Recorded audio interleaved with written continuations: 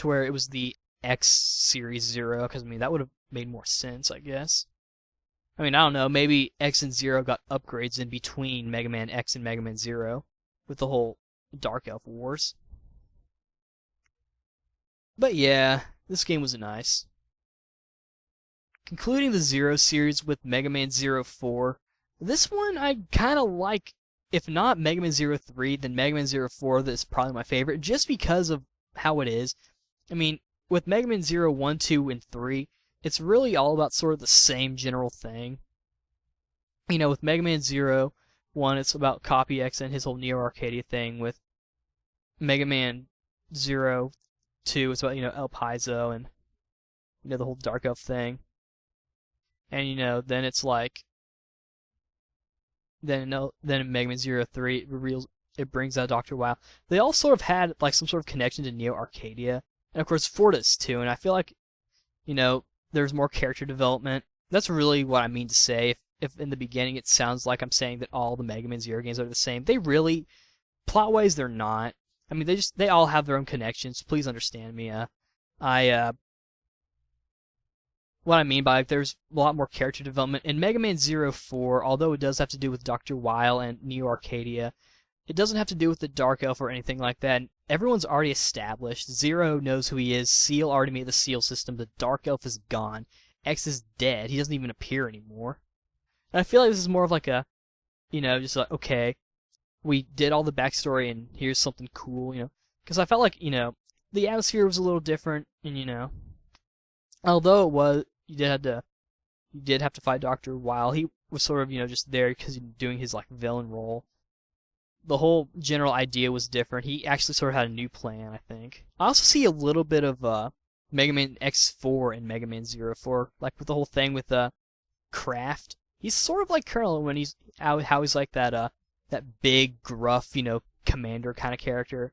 I don't think Kraft was a commander kind of person. I don't remember. And then I'm not gonna say Nige and Iris are the same because they're not. The only way they're different is the only way they're even remotely similar is that they're both female, and they're both new characters in that game. I mean, if you really want to talk love interest, then I guess Zero's love interest in Mega Man Zero would be Seal. I don't know. Anyway, I enjoyed that game. It was nice. And now let's move on to the next game, Mega Man Battle Network. I'll be honest, I don't really like Mega Man Battle Network that much. I mean, don't get me wrong. I'm sure it has its points, and I liked Mega Man NT Warrior, but I'm not a real big fan of Battle Network. I understand it's a alternate universe and it's supposed to be a spin-off kind of thing, but I didn't really like how they brought back some of the characters from the original Mega Man series and just fixed them up. I was hoping for something new, something different, and it did do something different. It did the whole NetNavi thing. That was a nice concept. The battle system was different. But, I was hoping for, like, a whole new storyline, like, completely with brand new characters, and the only similar character being just Mega Man. Moving on to the battle system, I didn't really find it fun. I felt like, at times it was too hard to dodge stuff. Like, there was that one move, I remember the one guy doing where, like, he would shoot out a little boomerang thing, and it would make a square in your area, and I feel like it was impossible to dodge. You could probably put up a shield against it, but I don't know if that would work. I mean, I've beaten battles before, so I know they're at least beatable. But, overall, it's not really my kind of game. I prefer the classic Mega Man games where it's all side-scrolling and whatnot. A little bit of platforming, too. That's just me. Then its sequel, Star Force, I don't care. Moving on to the other DS title out there, Mega Man ZX. I liked that one. It was kind of fun. Kind of like how Mega Man Zero 4 brought something new to the table by being the first game to have an easy mode. Mega Man ZX was the first game to let you play as a girl, which was kind of nice. She was kind of cute, so I played as her. I mainly played as the guy, though. I liked it because, the whole little thing where, like, you could, like, get, like, different forms for, like, the different things. So it was kind of like being able to play as, like, the characters from Mega Man Zero, sort of, in a way. I mean, we don't really know if that's the exact way they would play, but it might have been a little close. And that game was fun. I liked how, it played sort of like a PlayStation Mega Man game, because, the whole button layout, and I liked how there's voiceover whenever characters would attack and the whole grunt things and whatnot. It was nice. It was a fun game. I don't think I ever finished that one. It was, I don't know. I'll have to go back to finish it. Though it was pretty fun. I enjoyed it. And then moving on to Mega Man ZX Advent, that one was also pretty nice. I, for one, actually liked the voice acting in that one. The only one I didn't like was Ails, because I feel like that I feel like the sort of, I don't know, she delivered her lines kind of poorly. And I swear to God, they actually used a different actress in one line. Then it went back to the old actress. I don't know what happened.